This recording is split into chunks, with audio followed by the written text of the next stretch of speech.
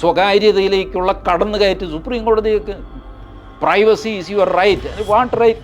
U chief justice mister Chandrachud, you don't have any secrecy.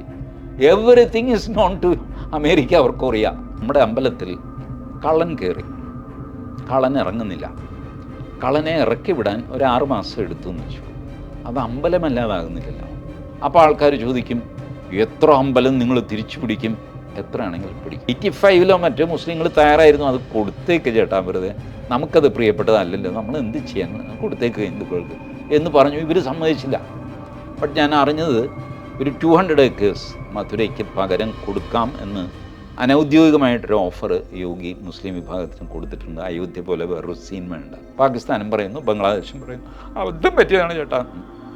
നമ്മൾ എടുത്തു കഴിഞ്ഞാൽ സ്ഥിതിയുണ്ട്. ഇന്ത്യ പാക് ഓക്കുപ്പൈഡ് കാശ്മീർ പിടിച്ചെടുക്കുന്നു എന്ന് വന്നു കഴിഞ്ഞാൽ കുറഞ്ഞതൊരു 1.5 കോടി പാകിസ്ഥാനി മുസ്ലിങ്ങൾ ഓടി വന്ന് പാക് ഓക്കുപ്പൈഡ് കാശ്മീരിൽ വരും. കാരണം അവിടെ ജീവിക്കാൻ ഗോതമ്പ് പൊടിക്ക് 150 രൂപ മറ്റോ കിലോയ്ക്ക്. യോഗി ആദിത്യനാഥുണ്ട്, ഗഡ്കരിയുണ്ട്, രാജ്നാഥ് സിംഗുണ്ട്. ഇതുപോലത്തെ ഒരുപാട് കളികൾ, കലാപങ്ങളൊക്കെ കണ്ട ആൾക്കാരുണ്ട്. അതൊക്കെ അവർ നീറ്റായിട്ട് ചെയ്തോളും. വായിച്ച് ആലോചിച്ച് നോക്ക്, ഒരു 2 മണിക്കൂർ നേരത്തേക്ക് ഏതെങ്കിലും അമേരിക്കൻ സാഹിബിനെ ഭ്രാന്ത് കയറിയിട്ട് ഇന്ത്യയിലെ വാട്സാപ്പ് അങ്ങ് സ്വിച്ച് ഓഫ് ചെയ്യും, ഇന്ത്യ നിശ്ചലമാകും. ടി.ജി, നരേന്ദ്രമോദി സർക്കാർ അധികാരത്തിലേറുകയാണെങ്കിൽ, അതായത് 2019-ൽ ആദ്യം തന്നെ ആർട്ടിക്കിൾ 370 റദ്ദ് ചെയ്യാനുള്ള കാര്യങ്ങൾ ചെയ്തു. പക്ഷേ അതിനുശേഷം നിർഭാഗ്യവശാൽ കൊറോണ വന്നു. പിന്നെ പല കാര്യങ്ങളും നടപ്പിലാക്കാൻ കഴിഞ്ഞില്ല. കുറേ കാര്യങ്ങളുണ്ടാകുമായിരുന്നിരിക്കണം, നമുക്ക് ഊഹിക്കാനേ കഴിയുള്ളൂ. പക്ഷേ 3-ാം വട്ടം അധികാരത്തിലേറുകയാണെങ്കിൽ എന്തൊക്കെയായിരിക്കും അവരുടെ കയ്യിലുണ്ടാകുന്ന ലക്ഷ്യങ്ങൾ? എന്തൊക്കെയായിരിക്കും പ്ലാൻ ചെയ്യുക? അല്ലെങ്കിൽ നമുക്ക് താല്പര്യമുള്ളത് എന്തായിരിക്കണം അവർ ചെയ്യേണ്ടത്? അവർ എന്ത് ചെയ്യുമെന്ന് എനിക്കും കൃത്യമായൊരു ധാരണയില്ല. ഓഫ് കോഴ്സ് പ്രകടന പത്രിക ഒക്കെ ഉണ്ട്, അതനുസരിച്ച് പലപ്പോഴും അതിനപ്പുറത്തേക്കും ഒക്കെ ചെയ്യുന്ന സ്വഭാവക്കാരനാണ് മോദി. പക്ഷേ ഒന്ന് ചെയ്യണമെന്ന് ഞാൻ ആഗ്രഹിക്കുന്നു. ദ മോസ്റ്റ് വീക്കസ്റ്റ് ഈ പോയിൻ്റ് ഇൻ ഇന്ത്യ നമ്മളുടെ കമ്പ്യൂട്ടർ ടെക്നോളജിയാണ്. ഇപ്പോൾ നമ്മളെല്ലാം ഉപയോഗിക്കുന്നത് വല്ലവരുടെയും ഫോണുകളാണ്. ആപ്പിൾ, സാംസങ്, റെഡ്മി, അത് ഇതൊക്കെ ഇങ്ങനെ ഒരുപാട് മൊബൈൽ. നമ്മുടെ മൊബൈൽ എവിടെ? മെയ്ഡ് ഇൻ ഇന്ത്യ എന്ന് പറയുമ്പോഴും it's not a product of India. IPhone factory ഉണ്ട്, സാംസങ്ങിൻ്റെ ഫാക്ടറി ഉണ്ട്, ബട്ട് ഫോൺ സാംസങ്ങിൻ്റെയാണ്, ഇന്ത്യൻ ഫോണല്ല. നമ്മളുടെ സ്വന്തം കമ്പ്യൂട്ടറുണ്ടോ? PC. സ്വന്തം സോഫ്റ്റ്വെയർ ഉണ്ടോ? സ്വന്തം ഗൂഗിളുണ്ടോ? സ്വന്തം ഫേസ്ബുക്ക്, സ്വന്തം ട്വിറ്റർ, സ്വന്തം വാട്സാപ്പ് ഉണ്ടോ? വായിച്ച് ആലോചിച്ച് നോക്ക്, ഒരു 2 മണിക്കൂർ നേരത്തേക്ക് ഏതെങ്കിലും അമേരിക്കൻ സാഹിബിനെ ഭ്രാന്ത് കയറിയിട്ട് ഇന്ത്യയിലെ വാട്സാപ്പ് അങ്ങ് സ്വിച്ച് ഓഫ് ചെയ്യുന്നു, India നിശ്ചലമാകും.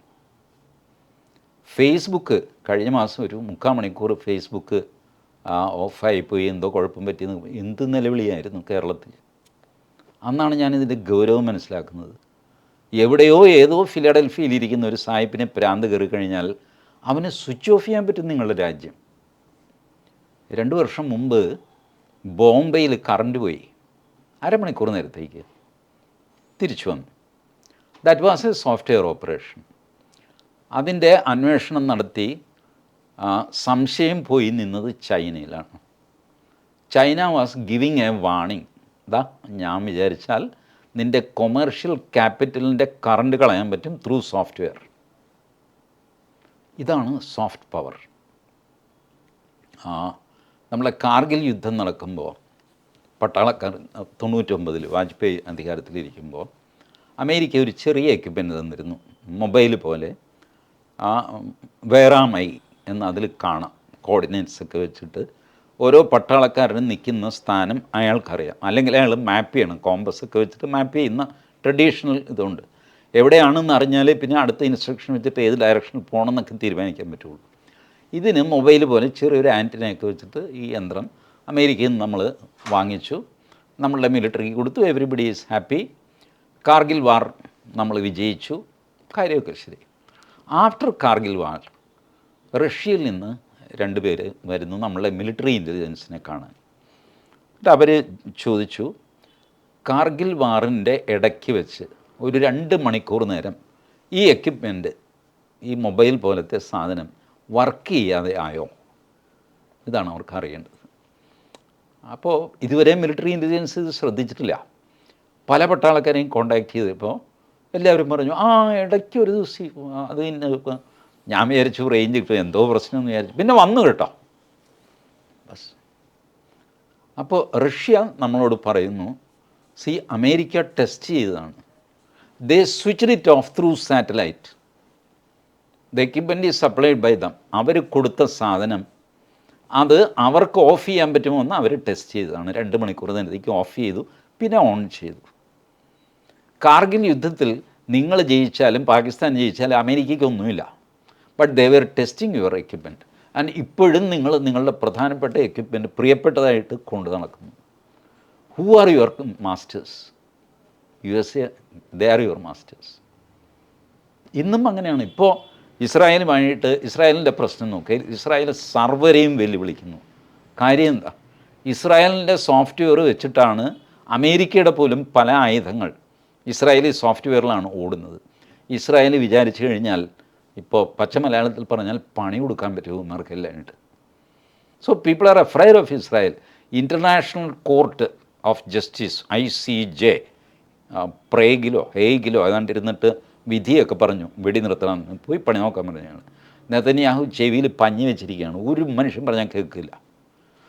That is power. So your power now is your soft power. സോഫ്റ്റ്വെയറിലുള്ള പവറാണ്. അവിടെ നമ്മൾ വളരെ വീക്കാണ്. നമ്മൾ എന്തൊക്കെ ക്ലെയിം ചെയ്ത് കഴിഞ്ഞാലും. ഇപ്പോൾ കഴിഞ്ഞ ദിവസമാണ് നമ്മളുടെ മൈക്രോസോഫ്റ്റിൻ്റെ തലവൻ നദെല്ല വീഡിയോയിൽ പറയുകയാണ്. നദെല്ല, മൈക്രോസോഫ്റ്റ് നിങ്ങളുടെ പേഴ്സണൽ കമ്പ്യൂട്ടറിൻ്റെ സ്ക്രീൻഷോട്ട് എവറി സെക്കൻഡിൽ മില്യൺസ് ഓഫ് സ്ക്രീൻഷോട്ട് എടുത്തുകൊണ്ടേയിരിക്കുന്നു. So your personal computers history is available with us, with Microsoft. You may be a small man now. Tomorrow if you become big, your whole history within seconds we will analyze. Mohandas കഴിഞ്ഞ 25 വർഷമായിട്ട് Microsoft ഇട്ടാണ് കളിക്കുന്നതെങ്കിൽ 25 വർഷത്തെ ചരിത്രം മൈക്രോസോഫ്റ്റിൻ്റെ ഉണ്ട് എന്നാണ് അതിനർത്ഥം. മോഹൻദാസ് തീരെ ചെറുതാണ്, അവരത് ഉപയോഗിക്കുന്നില്ല. Whatever you do, your mobile may be Samsung. വൈദ്യുത്തിന് തോന്നുന്നുണ്ടോ സാംസങ്ങിന് ഇതൊന്നും അറിയില്ല? വൈദ്യുത്ത് സീക്രട്ടായിട്ട് എൻ്റെ ബാങ്കിൻ്റെ പിൻ നമ്പർ മറ്റത് മറിച്ച് എല്ലാം സീക്രട്ടാണ്. മൊബൈലിൽ ഞാൻ ഡിജി ലോക്ക് ഇട്ട് വയ്ക്കുക. ദ ഹോൾ തിങ് ഇതിൻ്റെ ഉടമസ്ഥനാരാ? സാംസങ് ആണ്. When you buy a phone, ഒരു പെർട്ടിക്കുലർ മെമ്മറി ഓൾറെഡി ഫുള്ളായിരിക്കും അല്ലേ, 100 GB മെമ്മറി, അതിലൊരു 12.8 GB ഓൾറെഡി ഓക്കുപ്പൈഡാണ്. നമ്മളൊക്കെ വിചാരിക്കും ഇത് ഓപ്പറേഷൻ സോഫ്റ്റ്വെയർ ആണ്. അല്ല, it is their method of monitoring the mobile. Your mobile is not safe at all. സാംസങ്ങിൻ്റെ മൊബൈലാണെങ്കിൽ സാംസങ്ങിൻ്റെ കയ്യിൽ എല്ലാ സാധനവും ഉണ്ട്. But Vaidyuth is too small a man for them. അവർക്ക് വൈദ്യുത്തിനെ കൊണ്ടൊരു ആവശ്യമില്ല, ഉപദ്രവമില്ല, ഒന്നുമില്ല. So they are not monitoring you. But all data is automatically stored with them. ഒരാവശ്യം വന്ന് വൈദ്യുത്ത് നാളെ ഇന്ത്യൻ പ്രധാനമന്ത്രി ആകുകയാണെങ്കിൽ ദ ഹോൾ തിങ് അവർക്ക് അപ്പോൾ സെക്കൻഡ്സിൽ അവർ മനസ്സിലാക്കും ആരാണ് ഈ മനുഷ്യൻ, ഇയാൾ എന്തൊക്കെ ചെയ്തിട്ടുണ്ട് ഇല്ല. And we like fools we believe dum. അവരുടെ അൽഗോരിതം വെച്ചിട്ട് നമ്മളെ ഫേസ്ബുക്കിനെ അവർ മാനേജ് ചെയ്യുന്നില്ലേ? ഫേസ്ബുക്കിൻ്റെ റീച്ച് കൂട്ടുകയും കുറയ്ക്കുകയും ചെയ്യുന്നു. എവറി ഡേ എത്രയോ പേര് കിടന്ന് കരയുന്നു. @ ഫോളോവേഴ്സ് എന്ന് പറഞ്ഞ് ഇടുന്നു, റീച്ച് കൂട്ടാനായിട്ട് തലകുത്തി മറിയുന്നു, കൂടുന്നില്ല. You are being controlled by America. You don't recognize that. And this is to be challenged. This is going to be dangerous tomorrow for our country. അതുകൊണ്ട് മോദി സർക്കാരിനോട് എൻ്റെ ആദ്യത്തെ ആവശ്യം ഈ സോഫ്റ്റ്വെയർ ഡിപ്പെൻഡൻസി എടുത്ത് കളയുക. ചൈനയ്ക്ക് ചൈനയുടെ ഗൂഗിളുണ്ട്. ചൈനയിൽ ബെയ്ജിങ്ങിൽ മാത്രമേ നിങ്ങളുടെ ഫേസ്ബുക്കും ട്വിറ്ററും ഒക്കെ കിട്ടുള്ളൂ. പുറത്തേക്ക് പോയി കഴിഞ്ഞാൽ അവരുടെ സാധനമേ ഉള്ളൂ.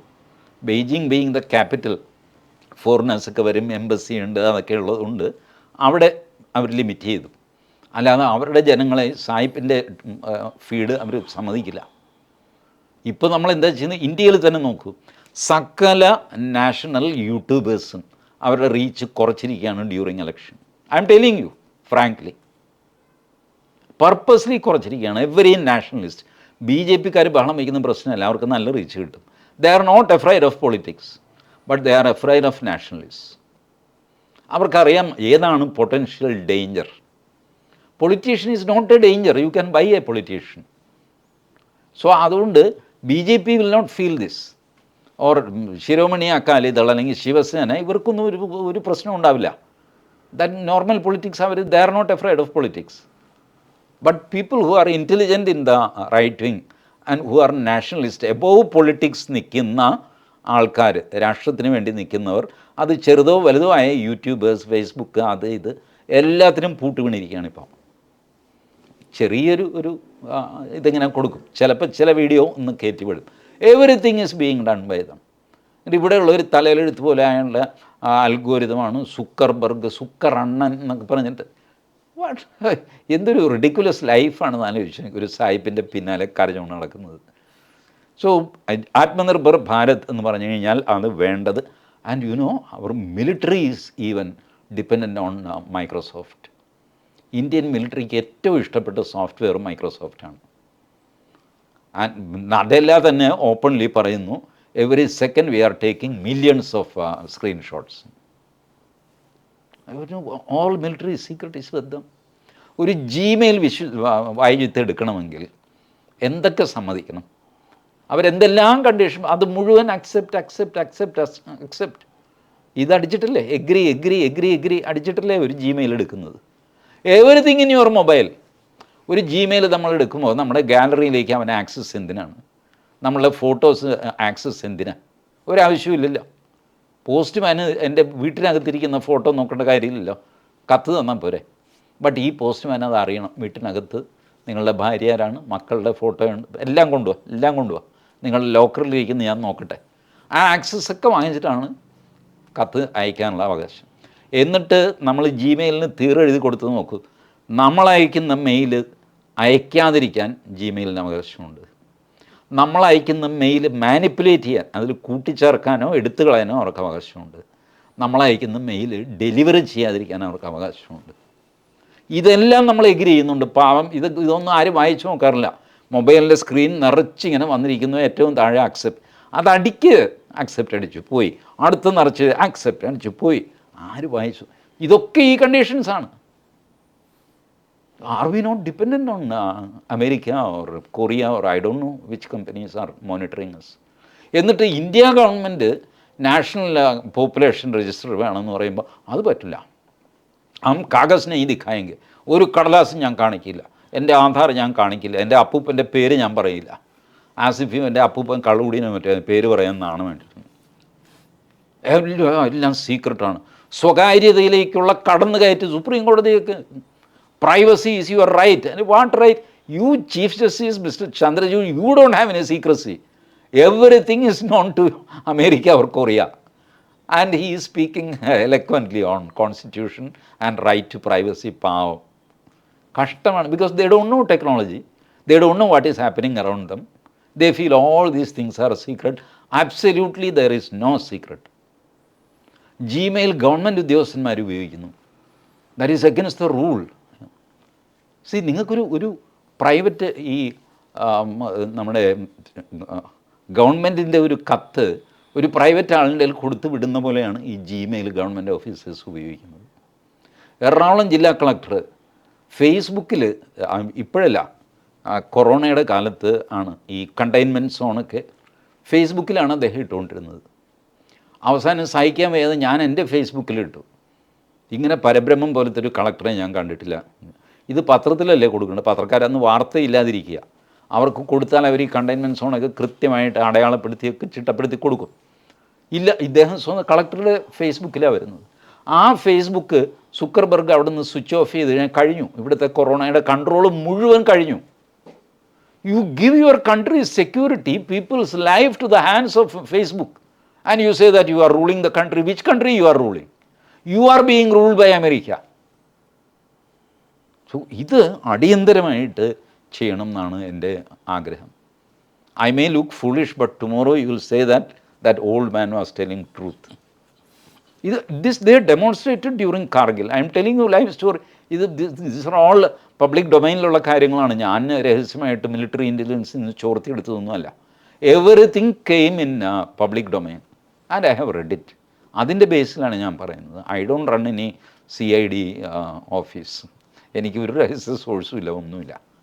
പബ്ലിക് ഡൊമൈനിൽ വന്നത് വെച്ച് നോക്കിക്കഴിഞ്ഞാൽ നമ്മൾ ഞെട്ടിപ്പോകുന്ന അവസ്ഥയാണ്. ഇതിന് ഒരു പ്രിയോറിറ്റി കൊടുക്കണം. ബാക്കി അജിറ്റേഷൻ അത് ഇതൊക്കെ ഹാൻഡിൽ ചെയ്യാൻ വളരെ ബ്യൂട്ടിഫുള്ളി ഹാൻഡിൽ ചെയ്യാൻ ആൾക്കാരൊക്കെ ഉണ്ട്. യോഗി ആദിത്യനാഥ് ഉണ്ട്, ഗഡ്കരി ഉണ്ട്, രാജ്നാഥ് സിംഗ് ഉണ്ട്. ഇതുപോലത്തെ ഒരുപാട് കളികൾ കലാപങ്ങളൊക്കെ കണ്ട ആൾക്കാരുണ്ട്. അതൊക്കെ അവർ നീറ്റായിട്ട് ചെയ്തോളും. ബട്ട് ഇൻഫ്രാസ്ട്രക്ചറലി ആദ്യം അഡ്രസ്സ് ചെയ്യേണ്ട ഒരു point our software dependency, that too dangerous dependency. ഇത് കൂടാതെ ഇതിപ്പോൾ ഇരിക്കട്ടെ, ഞാൻ ഒരുപാട് ഇതിനെപ്പറ്റി സംസാരിച്ചു. ഈ ഒരു സിവിലൈസേഷണൽ ഇഷ്യൂസ് അഡ്രസ്സ് ചെയ്തില്ല എന്ന് ഹിന്ദു വിഭാഗത്തിന് വലിയ പരാതിയുണ്ട്. അത് നമ്മൾ ഈ സായി ദീപക്, ആനന്ദ് രംഗനാഥൻ ഇവരൊക്കെ ഒരുപാട് റീച്ചുള്ള ആൾക്കാർ അവർ സ്ഥിരം പറയാറുണ്ട്, മോദി സർക്കാർ ഞങ്ങൾ വിചാരിച്ച പോലെ ആയില്ല, ഹിന്ദുക്കൾ ഇപ്പോഴും 8ാം തരം ആൾക്കാരാണ്.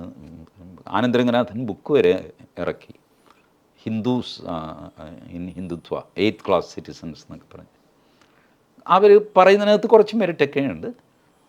ഈ ചരിത്രപരമായ കുറേ ഇഷ്യൂസ് അഡ്രസ്സ് ചെയ്യാനുണ്ട്. ഫോർ എക്സാമ്പിൾ കാശി വിശ്വനാഥ ക്ഷേത്രം, മധുരയിലും ഒരു കേസൊക്കെ ആരോ കൊടുത്തിട്ടുണ്ട്. ബട്ട് ഞാൻ അറിഞ്ഞത് ഒരു 200 acres മധുരയ്ക്ക് പകരം കൊടുക്കാം എന്ന് അനൗദ്യോഗികമായിട്ടൊരു ഓഫർ യോഗി മുസ്ലിം വിഭാഗത്തിന് കൊടുത്തിട്ടുണ്ട്. അയോധ്യ പോലെ വേറൊരു സീൻ വേണ്ട. ബട്ട് മധുരയിൽ നിന്ന് വളരെ ദൂരെയായിട്ട് 200 acre ഭൂമി നിങ്ങൾക്ക് തരാം, നിങ്ങളത് ഒഴിഞ്ഞു കൊടുക്കുക, വെറുതെ കേസ് ബുക്കാറാവണ്ട. അത് കേസിന് പോയി കഴിഞ്ഞാൽ അൾട്ടിമേറ്റ്ലി ഹിന്ദുക്കൾക്ക് തന്നെ കിട്ടും.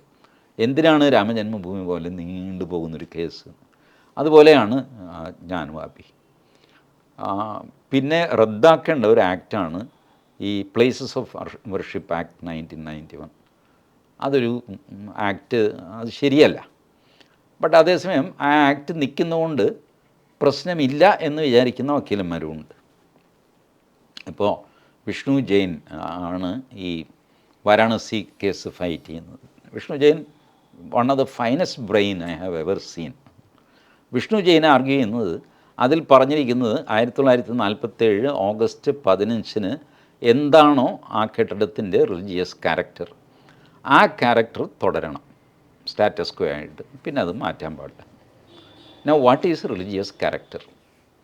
പുള്ളി പറയുന്നത്, നമ്മുടെ അമ്പലത്തിൽ കള്ളൻ കയറി, കള്ളൻ ഇറങ്ങുന്നില്ല, കള്ളനെ ഇറക്കി വിടാൻ ഒരു 6 മാസം എടുത്തു എന്ന് വെച്ചോ, അത് അമ്പലമല്ലാതാകുന്നില്ലല്ലോ. 6 കൊല്ലം എടുത്തു എന്ന് വെച്ചോ, അപ്പോഴും അത് അമ്പലമാണ്. കള്ളൻ കയറിയിരിക്കുന്നേ ഉള്ളൂ. കള്ളനോട് ശ്രീകോവിലിൽ അല്പം അടിച്ചോ തൊഴിച്ചോ പിടിച്ചോ, അല്ലെങ്കിൽ അവിടെ ഇരുന്ന് കള്ളു കുടിച്ചു, ഇതൊക്കെ ചെയ്ത് വർഷങ്ങളങ്ങ് പോയി. ബട്ട് സ്റ്റിൽ അത് അമ്പലമാണ്. ദ ക്യാരക്ടർ അമ്പലമാണ്. ക്യാരക്ടർ ഇവൻ കയറിയെന്ന് വിചാരിച്ചിട്ട് ക്യാരക്ടർ മാറുന്നില്ലല്ലോ. എൻ്റെ വീട്ടിൽ കള്ളം കയറിയാൽ എൻ്റെ ക്യാരക്ടർ മാറുമോ? I will still B Mohandas. അവൻ ബലമുള്ളവനാണ്, അവൻ കയറി കഥ വെട്ടിപ്പൊളിച്ച് കയറി. അവർ ഒരുപാട് ആൾക്കാരുണ്ട്, ഗുണ്ടകളാണ്, ഞാൻ പേടിച്ച് ഒരു മൂലയ്ക്ക് ഇരിക്കുന്നു, പക്ഷേ എൻ്റെ ക്യാരക്ടർ മാറുന്നില്ല. എൻ്റെ വീടെപ്പോഴും എൻ്റെ വീടാണ്. ഇതാണ് വിഷ്ണു ജെയിൻ്റെ ആർഗ്യുമെൻറ്റ്. അത് സുപ്രീം കോടതിക്ക് പ്രൈമ ഫേസി ശരിയാണെന്ന് തോന്നിയുകൊണ്ടാണ് സുപ്രീം കോടതി ആ ഏരിയ കോർഡൻ ഓഫ് ചെയ്യാൻ പറഞ്ഞത്. സോ വാട്ട് ഈസ് ക്യാരക്ടർ എന്ന് ചോദിക്കുമ്പോൾ ഈ പ്രശ്നം അവസാനിക്കും. ബട്ട് സ്റ്റിൽ അങ്ങനെ ഒരു നിയമം കിടക്കുന്ന ഒരു കീറാമുട്ടിയാണ്. അത് അന്യായമാണ് വാസ്തവത്തിൽ. അപ്പോൾ ആൾക്കാർ ചോദിക്കും, എത്ര അമ്പലം നിങ്ങൾ തിരിച്ചു പിടിക്കും? എത്രയാണെങ്കിലും പിടിക്കും. Why do you worry about that? 3000 ഉണ്ടാകാം, 30,000 ഉണ്ടാകും, എന്താ കുഴപ്പം? 30,000 ഒഴിപ്പിക്കൽ നടക്കുന്നില്ല ഇന്ത്യയിൽ. അൺഓതറൈസ്ഡ് ആയിട്ടുള്ള ഇല്ലീഗലായിട്ടുള്ള കൺസ്ട്രക്ഷൻ സർക്കാർ ഒഴിപ്പിക്കുന്നില്ലേ? ഡെയിലി ഒഴിപ്പിക്കുന്നുണ്ട്. ഈ മൂന്നാറിൽ കൊണ്ടുപോയി ബുൾഡോസർ അടിച്ചത് ആരാണ്? ഇല്ലീഗൽ കൺസ്ട്രക്ഷൻ ആണെന്ന് പറഞ്ഞിട്ട് നേരെ ബുൾഡോസർ കൊണ്ടുപോയി ഇടിച്ച് നിരത്തിയില്ലേ? അന്നെല്ലാവരും കൈയടിച്ചു. ഇതുപോലെ ഇല്ലീഗലായിട്ടൊരു ഓക്കുപ്പേഷൻ വേറൊരാൾ നടത്തുമ്പോൾ അത് നടത്തിയത് 500 വർഷം മുമ്പാണ്, അതുകൊണ്ട് ഇപ്പോൾ ഇടിച്ച് കളയരുതെന്ന് പറയുന്നത് ശരിയാണോ? No. Illegal occupation is illegal occupation. അതിന് കാലപ്പഴക്കം പ്രശ്നമല്ല. സോ ഹിന്ദുക്കൾക്ക് കൊടുക്കാനുള്ളത് കൊടുത്തേ പറ്റുള്ളൂ. ഇതിന് ഇപ്പോഴത്തെ മുസ്ലിങ്ങളാരും ഉത്തരവാദികളല്ല. എന്തിനാണ് അവർ വല്ലവൻ്റെയും വക്കാലത്തെടുക്കുന്നത് എനിക്കറിഞ്ഞുകൂടാ. പടിഞ്ഞാറ് ഇവിടുന്നു വന്ന ഇവരുടെ മതത്തിൽപ്പെട്ട ആളാണ്. ഇവരന്ന് ഹിന്ദുക്കളാണ്. ഇവരിപ്പോൾ എത്രയോ കാലം കഴിഞ്ഞിട്ടാണ് മതം മാറുന്നത്. അയാൾ ചെയ്തത് ഇത് എന്തോ നമ്മൾ ചെയ്ത പോലെ അതിൻ്റെ ഉത്തരവാദിത്വം ഇവർ തലയിലെടുത്തിട്ട് ഇവർ യുദ്ധത്തിന് വരുന്നു.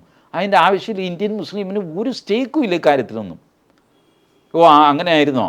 ആർക്കിയോളജിക്കൽ സർവേ റിപ്പോർട്ട് അങ്ങനെയാണ്. ശരി, കൊടുത്തേക്ക് അന്തസ്സായിട്ട്. അതല്ലേ എൻ്റെ മര്യാദ. അത് ചെയ്യാൻ മുസ്ലിങ്ങൾ തയ്യാറാണ്. ഈ കമ്മ്യൂണിസ്റ്റുകാരൻ സമ്മതിക്കില്ല. ഇയാളാണ് ഈ കുത്തിത്തിരിപ്പ് നടത്തുന്നത്. ഇപ്പോൾ അവർ ഓപ്പൺലി സമ്മതിച്ചു. അയോധ്യ പ്രശ്നത്തിൽ മുസ്ലിങ്ങൾ പണ്ടേ 1990s തന്നെ 85 മറ്റോ മുസ്ലിങ്ങൾ തയ്യാറായിരുന്നു. അത് കൊടുത്തേക്ക് ചേട്ടാ, വെറുതെ നമുക്കത് പ്രിയപ്പെട്ടതല്ലല്ലോ, നമ്മൾ എന്ത് ചെയ്യാൻ, കൊടുത്തേക്ക് ഹിന്ദുക്കൾക്ക് എന്ന് പറഞ്ഞു. ഇവർ സമ്മതിച്ചില്ല. ഇർഫാൻ ഹബീബ് എന്ന് പറയുന്ന ചരിത്രകാരൻ ഇപ്പോൾ പറയുന്നു, മോശമായിപ്പോയി, അന്ന് ഞാനാണ് അവരെ കുത്തിപ്പിത്ത് ആക്കിയത്. ഇത്രയും വർഷത്തിന് ശേഷം എത്ര മരണങ്ങൾ, എന്തെല്ലാം കേസുകൾ, എന്തെല്ലാം വഴക്കുകൾ. ഇതൊക്കെ കമ്മ്യൂണിസ്റ്റുകാരുടെ ബൗദ്ധിക തലത്തിൽ അവരുടെ സ്വാധീനം ഇപ്പോഴും ഉണ്ട്. നമ്മൾ പറയും, കമ്മ്യൂണിസ്റ്റുകാർ ചുരുങ്ങി കേരളത്തിൽ മാത്രമായി എന്ന്. ഭരണം ഇവിടെ മാത്രമായി കാണും, പക്ഷേ അവരുടെ സ്വാധീനം വളരെ വലുതാണ്. അതാണ് രാമജന്മഭൂമിയിൽ അവർ കാണിച്ചത്. UCC നടപ്പിലാക്കാൻ സാധ്യതയുണ്ടോ? UCCക്ക് ഒരു സാധ്യത ഞാൻ കാണുന്നുണ്ട്. ബട്ട് UCCയുടെ ഒരു ഡ്രാഫ്റ്റ് പോലും പുറത്ത് വന്നിട്ടില്ല. വാസ്തവത്തിൽ ഒരു ഡ്രാഫ്റ്റ് കൊടുത്തിട്ട് അത് ചൊല്ലി തർക്കം വാദമൊക്കെ നടക്കുമായിരിക്കാം. ബട്ട് ഒരു ഡ്രാഫ്റ്റ് കൊടുത്തു കഴിഞ്ഞാൽ അതിൻ്റെ ഇൻറ്റൻഷൻ ക്ലിയറായേനെ. അതുവരെ ആളുകൾക്ക് ഇത് UCC എന്താണെന്നറിയില്ല. ഞാൻ പറഞ്ഞു തോറ്റു. ഇതൊരു കോമൺ ഫാമിലി ലോയാണ്, അല്ലാതെ ഇതിന് വേറെ നിങ്ങളുടെ റിച്വൽസുമായിട്ടോ അതുമായിട്ടോ ഒന്നും ബന്ധമില്ല. ഹിന്ദുക്കൾക്ക് പോലും പേടി. യൂണിഫോം സിവിൽ കോഡ് വേണ്ടാന്ന് പറയുന്ന ഹിന്ദുക്കളുണ്ട്. You know that. Sai Deepak is one among them. Advocate J Sai Deepak UCC വേണ്ടാന്ന്, എൻ്റെ മതത്തിൽ കയറി പിടിക്കും എന്നൊക്കെ പറഞ്ഞു. അങ്ങനെയൊന്നും അല്ല, അതൊരു ഫാമിലി ലോയാണ്. അപ്പോൾ അത് ചെയ്താൽ നല്ല കാര്യമാണ്. അത് ഇസ്ലാമിനോട് ചെയ്യുന്ന, ഇസ്ലാമിലെ പ്രത്യേകിച്ച് സ്ത്രീകളോട് ചെയ്യുന്ന ഏറ്റവും വലിയ ജസ്റ്റിസ് ആയിരിക്കും. അതല്ലെങ്കിൽ സ്റ്റേറ്റ് വൈസും അത് നടപ്പിലാക്കാം. ഇപ്പോൾ ആസാം നടപ്പിലാക്കി, അവിടെ ഇവിടെയൊക്കെ നടപ്പിലാക്കിയെന്ന് പറഞ്ഞു. അതുപോലെ BJP ഭരിക്കുന്ന സ്റ്റേറ്റുകൾ മാത്രമായിട്ട് നിർത്തിയെന്നും വരാം, അല്ലെങ്കിൽ സെൻട്രൽ ലോ കൊണ്ടുവന്നെന്നും വരാം. പാക് അധീന കശ്മീർ യുദ്ധം വല്ലതും ഉണ്ടാവുമോ? ഉണ്ടാവരുത് എന്നാണ് എൻ്റെ പ്രാർത്ഥന.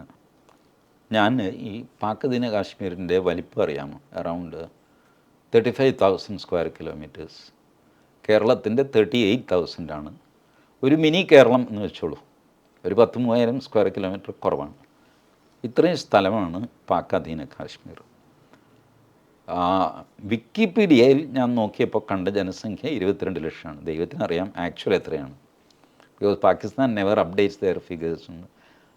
ഒത്തൻറ്റിക്കേറ്റഡ് ആയിട്ടൊരു ഇൻഫർമേഷൻ പാകിസ്ഥാനിൽ നിന്ന് കിട്ടാൻ പ്രയാസം. ഈ 22 lakh മുസ്ലിങ്ങളെ ഇന്ത്യക്ക് അഫോർഡ് ചെയ്യാൻ പറ്റുമോ ഇപ്പോഴത്തെ അവസ്ഥയിൽ? ഇന്ത്യയിൽ അവരെ എടുത്തു കഴിഞ്ഞാൽ അവർ ന്യൂനപക്ഷമാണ്. ന്യൂനപക്ഷത്തിൻ്റെ പെർസെൻറ്റേജ് എത്ര വർദ്ധിക്കും? മാത്രമല്ല, ഇന്ത്യ പാക് ഓക്കുപ്പൈഡ് കാശ്മീർ പിടിച്ചെടുക്കുന്നു എന്ന് വന്നു കഴിഞ്ഞാൽ കുറഞ്ഞതൊരു 1.5 കോടി പാകിസ്ഥാനി മുസ്ലിങ്ങൾ ഓടി വന്ന് പാക് ഓക്കുപ്പൈഡ് കാശ്മീരിൽ വരും. കാരണം അവിടെ ജീവിക്കാൻ ഗോതമ്പ് പൊടിക്ക് 150 രൂപ മറ്റോ കിലോയ്ക്ക് പാകിസ്ഥാനിൽ. എങ്ങനെയെങ്കിലും അവിടെ നിന്ന് കടക്കാനിരിക്കുകയാണ്. അപ്പോഴാണ് ഈ ഒരു ഓപ്പർച്യൂണിറ്റി കിട്ടുന്നത്. പാകിസ്ഥാനും വിചാരിക്കും ഒരു 1.5 കോടി പോണ്ടാരങ്ങ് തീരട്ടെ. ഇവിടെ വന്നു കഴിഞ്ഞാൽ ഞാൻ RSSകാരനാണ്, ബട്ട് അഖണ്ഡ ഭാരതത്തിൽ വിശ്വസിക്കുന്നവനാണ്. ബട്ട് ഇമ്മീഡിയറ്റ് നമ്മൾ പാകിസ്ഥാനെയും ബംഗ്ലാദേശിനെയും ഇന്ത്യയുമായിട്ട് യോജിപ്പിക്കാൻ തീരുമാനിക്കുന്നു. അവർ പറയുന്നു, ചേട്ടാ പാർട്ടീഷൻ തെറ്റായിപ്പോയി, ഞങ്ങൾ തിരിച്ചു വരാൻ തയ്യാറാണ്, പ്ലീസ് ടേക്ക് അസ്. പാകിസ്ഥാനും പറയുന്നു, ബംഗ്ലാദേശും പറയുന്നു, അബദ്ധം പറ്റിയതാണ് ചേട്ടാ. നമ്മൾ എടുത്തു കഴിഞ്ഞാൽ സ്ഥിതി എന്താ? നമ്മളുടെ ഡെമോഗ്രഫി എവിടെ പോയി നിൽക്കും? So an intelligent RSS man will not ഈ തട്ടിപ്പിൽ വീഴാൻ പാടില്ല. Unless you have the capability of handling radical Islam. Not that ഈ വരുന്ന ആൾക്കാർ മുഴുവൻ റാഡിക്കലൊന്നും ആയിരിക്കില്ല, ബട്ട് റാഡിക്കൽസിന് അപ്പർ ഹാൻഡുള്ള ആൾക്കാരാണ് ഇത്, ആ ഏരിയയുമാണ്. And you have yet to acquire the skill to handle radical Islam. Skill and grit ഇതുണ്ടാവുന്നത് വരെ നിങ്ങളുടെ അഖണ്ഡ ഭാരതം വെറുതെ അങ്ങോട്ട് കൂട്ടിച്ചേർത്താലുണ്ടല്ലോ, യു ഹാഡ് ഇറ്റ്, നശിച്ചു പോകും. നിങ്ങൾ പിടിച്ചു നിൽക്കാൻ പറ്റില്ല. അതുകൊണ്ട് പാക് ഓക്കുപ്പൈഡ് കാശ്മീർ ഇപ്പോൾ ഗിവൺ സിറ്റുവേഷനിൽ വേലിയിൽ കിടക്കുന്നൊരു പാമ്പാണ് പാക് ഓക്കുപ്പൈഡ് കാശ്മീർ. അതിലും എത്രയോ ഭേദമായിരിക്കും ബലൂചിസ്ഥാന് ഒരു സ്വതന്ത്ര രാഷ്ട്രമായിട്ട് നമ്മൾ പ്രഖ്യാപിക്കുക. നമ്മൾ UN ഒക്കെ പോയി തൊടുക പറയും. We agree that we declare that Balochistan is a free state. പാകിസ്ഥാൻ്റെ പടിഞ്ഞാറേ അറ്റത്താണ്. ബലൂചിസ്ഥാന് ഇവിടെ ഒരു എംബസിക്കുള്ള സൗകര്യങ്ങൾ കൊടുക്കുക, അല്ലെങ്കിൽ എ മിനിസ്ട്രി ഇൻ എക്സൈൽ, നമ്മളുടെ ദലൈലാമയൊക്കെ അതുപോലെ മിനിസ്ട്രി ഇൻ എക്സൈൽ അവർക്ക് സ്ഥലം കൊടുക്കുക. And you see how Pakistan behaves without any trouble.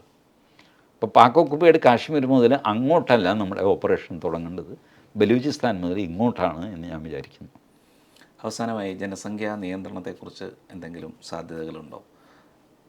ഉടനില്ല. ജനസംഖ്യാ നിയന്ത്രണം ഇപ്പോൾ ഈവൻ മോദി സർക്കാരിൻ്റെ തന്നെ ലാസ്റ്റ് പ്രിയോറിറ്റിയിൽ പോലും വന്നിട്ടില്ല. കാരണം ഇതിൽ അത് വരാത്തത് ഒരു കുറ്റമായിട്ട് ഞാൻ പറയുകയല്ല. ഈ ജനസംഖ്യ ഒരു അസറ്റാണെന്ന് കരുതുന്ന ധാരാളം പേരുണ്ട്. They are in BJP also. Population is not a burden, it is an asset. It was a burden once upon a time. കാരണം നമുക്ക് ഭക്ഷ്യക്ഷാമം അത് ഇതൊക്കെ ഉണ്ടായിരുന്നപ്പോൾ കുറേ പേര് ചത്തെങ്കിലും ഒടുങ്ങിയിരുന്ന് നന്നായിരുന്നു തോന്നും. ഇപ്പോൾ നമുക്ക് അങ്ങനെയില്ല. വി ഹാവ് എക്സസ് ഗ്രെയിൻ, നമുക്ക് ഇഷ്ടം പോലെ ഭക്ഷണം അത് ഇതും എല്ലാം ഉണ്ട് നമ്മുടെ കയ്യിൽ. പിന്നെ ഇത് 2 പിള്ളേരുണ്ടായി കഴിഞ്ഞാൽ എന്താ? ഇങ്ങനെ ചിന്തിക്കുന്നവരുണ്ട്. They have their own justification ഉണ്ട്. അപ്പോൾ അത് ഉടനൊന്നും നരേന്ദ്രമോദി അതിലെന്തെങ്കിലും ചെയ്യുമെന്ന് ഞാൻ കരുതുന്നില്ല.